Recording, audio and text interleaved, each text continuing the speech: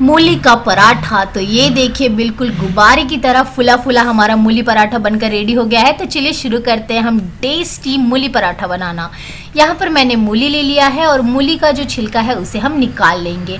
जब हम मार्केट से मूली लाते हैं तो उसमें बहुत ज़्यादा मिट्टी होता है, तो अच्छे तरीके से आप इसे धो लीजिए और उसके बाद ही छीलिएगा। और इसके जो पत्ते हैं उसे हमें साइड में रख देना है और मूली को अच्छे से ग्रेट कर लेंगे।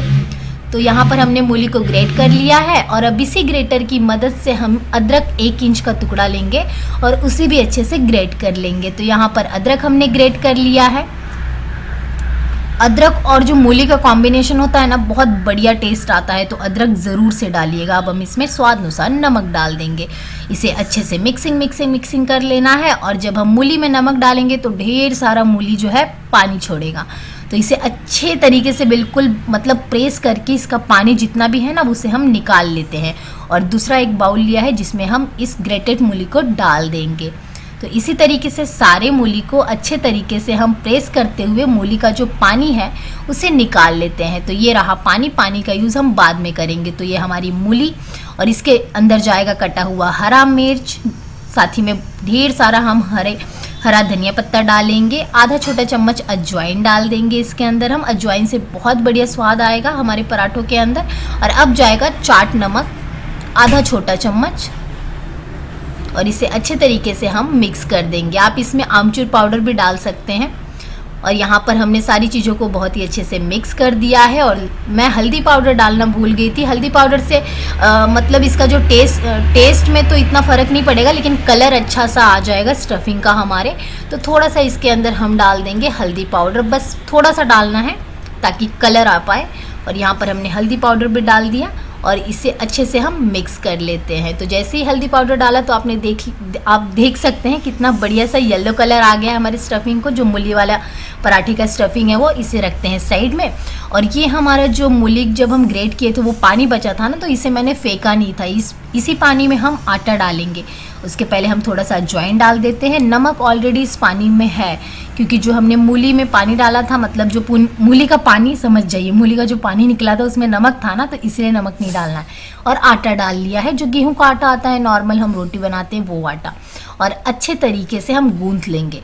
अगर आटा ज़्यादा है और पानी की हमें ज़रूरत पड़ेगी तो हम नॉर्मल पानी का यूज़ करेंगे। तो थोड़ा सा यहाँ पर मैंने फिर से पानी ले लिया है और जैसे रोटी के लिए हम आटा लगाते हैं ना वैसे लगा लीजिए और 2 मिनट के लिए रेस्ट होने देंगे। और अब बढ़िया से अब हम लोई ले लेंगे। 2 मिनट रेस्ट होने के बाद आटा अच्छे से मतलब सेट हो चुका था। तो यहाँ पर आप देख सकते हैं मैं कटोरी जैसा बना रही हूँ और इसके अंदर जो हमारी स्टफिंग है ना वो डाल देंगे। और जब आप स्टफिंग को रेडी करके रखेंगे ना तो बहुत ज़्यादा देर तक मत रखिएगा, नहीं तो इसमें से भी पानी जो है ना छूटने लगता है। तो फटाफट से आपको पराठा बना लेना होगा मूली का। तो यहाँ पर हमने एक लोई लिया और उसमें भर दिया स्टफिंग को और अब इसे हम बढ़िया तरीके से बेल कर रेडी कर लेंगे। रेडी करने के पहले एक और मैं आपको दिखा देती हूँ कि पराठा कैसे बनाना है। बहुत ही आसानी से मतलब आप इसे भर करके पैक कर सकते हैं, बिल्कुल सील पैक कर लेना है हमें। तो ये रहा, हमने दूसरा वाला जो पराठा है उसकी जो लोई है वो भी बनाकर रेडी कर लिया है। और अब जैसे रोटी हम बेलते हैं ना वैसा ही पराठे को हम बेल कर रेडी कर लेंगे। तो ये रहा चकला और चकले के ऊपर हम थोड़ा सा आटा डाल देंगे और उसके बाद जो है रोटी हम बनाकर रेडी कर लेंगे, यानी कि पराठा बेल कर रेडी कर लेंगे। अगर आपका पराठा फट रहा है तो कोई टेंशन वाली बात नहीं है, ये बहुत ही अच्छे से पक जाएगा और पकने के बाद फूलेगा भी। तो थोड़ा सा मोटा ही रखिएगा आप पराठे को। तवा यहाँ पर हमारा गर्म हो गया था और गर्म तवे पे हमने डाल दिए पराठे को। गैस का फ्लेम रखना है मध्यम, यानी कि मीडियम फ्लेम रखना है। और हम जो है ना पराठे को अच्छे से पकने देंगे एक तरफ से और अच्छा सा जब ड्राई हो जाएगा तो इसे पलट दिया है। तेल या घी हमें अब दूसरे साइड में लगाना है, मतलब कि पलटने के बाद लगाना है। तो मैं यहाँ पे तेल लगा रही हूँ और आप नोटिस कर सकते हैं कि जब मैं तेल लगा रही हूँ ना तो पराठे को प्रेस कर रही हूँ ताकि अच्छा सा पराठा हमारा नीचे की ओर से सीखे। अब हम फिर से इसे पलट देंगे और अच्छा सा ब्राउन चत्ता आ गया हमारे पराठे के ऊपर, तो फिर से तेल लगाएंगे।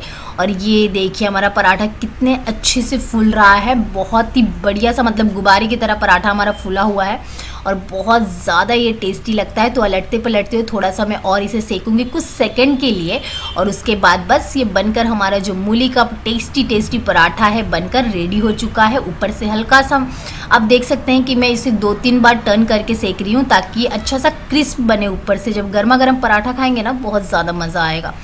तो ये हमारा मूली का पराठा बनकर रेडी हो गया। आप इसे मक्खन के साथ खाइए, दही के साथ खाइए, अचार के साथ खाइए, बहुत ज़्यादा टेस्टी लगता है। तो आप इसे ज़रूर अपने घर पे ट्राई कीजिएगा।